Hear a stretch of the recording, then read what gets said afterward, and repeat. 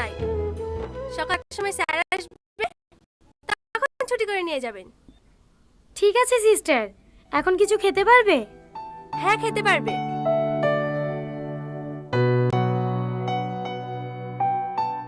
সারা রাত তুমি আমার কাছে ছিলা?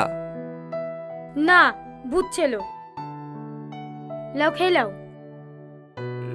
সারা রাত আমার কাছে আসো, তোমার কষ্ট হয়েছে না? ভালোবাসার মানুষটার পাশে থাকলে কারোর আবার কষ্ট হয় নাকি? তার মানে তুমি আমাকে ভালোবাসো? বাবা, জানে ভাজা মাছটা উল্টে খেতেও জানে না। কত আশালি প্রপোজ করলাম, মুখের ওপর রিজেক্ট। আমার কষ্ট হয় না বুঝি? সত্যি করে বলো না, তুমি আমাকে ভালোবাসো কি না?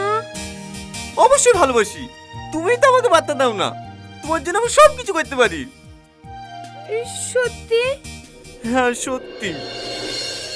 দেখো দিনি, ছেলেটুকের আমার কি অবস্থা করেছে।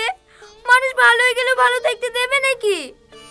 আমি খবর শোনার পরে সারা রাত ঘুমাতে পারিনি, ভোরবেলায় উঠে চলে এসেছি। তোমার শরীর এখন ঠিক আছে তো মধু?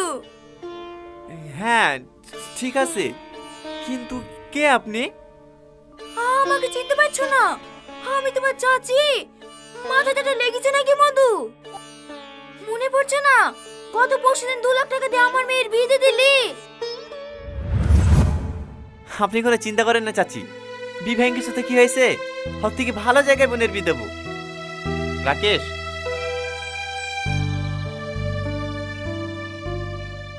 এলেন চাচি, এই 2 লাখ টাকা রাখেন। এতগুলো টাকা?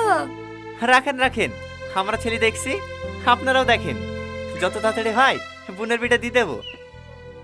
সত্যি বাপ, তোমার মতো মানুষ হয় না। আরে আরে চাচি, এইভাবে কেউ কান্না করে?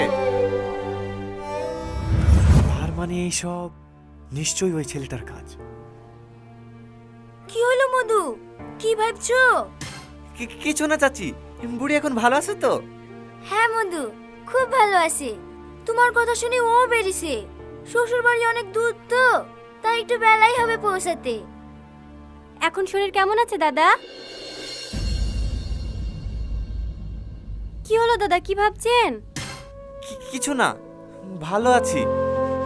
আপনি কোনো চিন্তা করেন না দাদা, এতগুলো মানুষের দোয়া যার সাথে আছে, হাজার চেষ্টা করলেও তার ক্ষতি কেউ করতে পারবে না। আপনার সাথে আমরা আছি, আপনাকে গুলি করার আগে আমরা বুক পেতে দেবো, তা আপনার কোনো ক্ষতি হতে দেবো না। এই লে সালমা, এক্ষুনি দুধটা গরম করে লে আসনু, ওকে খাই দে। ভালো আছেন কাকু? হ্যাঁ আছি। তাড়াতাড়ি সুস্থ হন, আবার কিন্তু আমার সাথে খেলা করতে হবে। কি হলো, কাঁদছো কেনে? আমি